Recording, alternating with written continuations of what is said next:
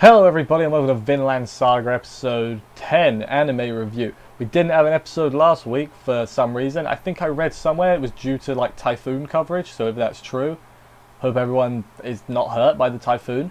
But anyway, yeah, this episode, it was a building episode, wasn't it? Like nothing really happened at all until like the end where we find out, I guess, what the plot for the next few episodes is going to be. And I'm fine with that. Building episodes are a necessary thing. Wasn't too interesting to watch until the end, but what can you do? I still enjoyed it well enough, I guess. I've gone a bit off Vinland Saga, but it feels very stop-start to me. Like, there are parts that are really good, but then there are other parts where it's just like, get on with it, you know? It is still good, though. I can see why people really like it. I'm not one of those people, though. So, anyway, let's get into the episode proper, starting at the beginning. Let's go. We begin with your boy Torkel throwing some rocks at that camp. Remember, the main army's moved on with Askeladd now as well. Main camp has got Prince Canute in charge of it. Or Canute? Canute. His name's Canute. Like a Canute. Like a newt, but can. A Canute. A Canute. But yeah, he won't give the order to attack or withdraw. They're holding out till winter, because then the main army will give the order to withdraw. So he's just got to hold out till there. Torkel didn't know the prince was there, and then he gets a crazy grin. Ooh, what could that mean? We find out later what that means, but yeah. Then we have, I was going to say a flashback. It's not a flashback, it's actually a dream. Spoiler. Young Thorfinn in a field of flowers. I wonder where he's in Vinland, is what I think they're implying. All the people he knows are there. Tors is there.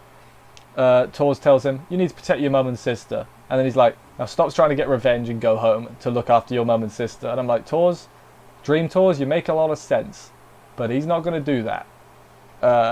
Which is weird, because Thorfinn seemed very receptive to Tors in the dream. He's like, yeah, I know you don't want revenge. You don't want me to get revenge. But then when he wakes up, he's like, I'm angry again. Which kind of weird. But yeah, then that their village in the dream village gets under attack, and Tors dies again. And then Thorfinn wakes up shouting, because shouting is a thing that he does a lot. Also, he was sleeping like 2 feet from a dead body. I don't think I could sleep 2 feet from a dead body. So, Thorfinn, it's a good skill. It's a good skill to have. It's not really a good skill to have, but it's a skill that he makes great use of.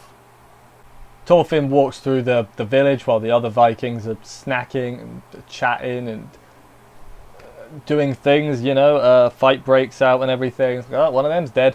Who cares?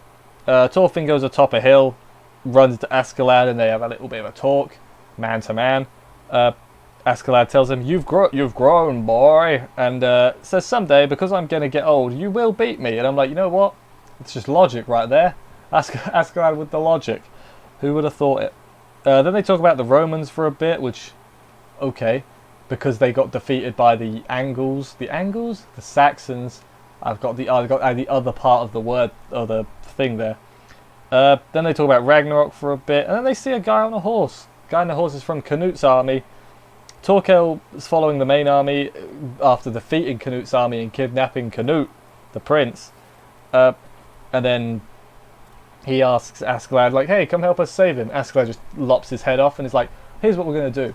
We're going to go save the prince ourselves, and then we can do whatever we want to get the most money. And I'm like, you know, it makes sense. It's not the most honourable thing to do, but they're Vikings. Were Vikings honourable? I don't think so. That's what this show's taught me anyway, other than Tors. But was he a Viking? He was just a warrior. Thorfinn's pretty honourable, honestly. He doesn't play any dirty tricks. But yeah, that was the end of the episode. As I said, other than that last bit where they revealed basically what's going on, I was a bit, yeah, you know, whatever. The last bit's interesting though. They could do some good stuff with the Thorfinn rematch, and maybe Askeladd can't beat him, but then Thorfinn does, or vice versa. They could do a lot. They could do cool things with it, and then hopefully there's some good fights as well. What happens after that? I'm pretty sure they'll just give the prince back to the Denmark. But maybe not. Maybe they'll sell him to the English, and then they'll become public enemy number 1.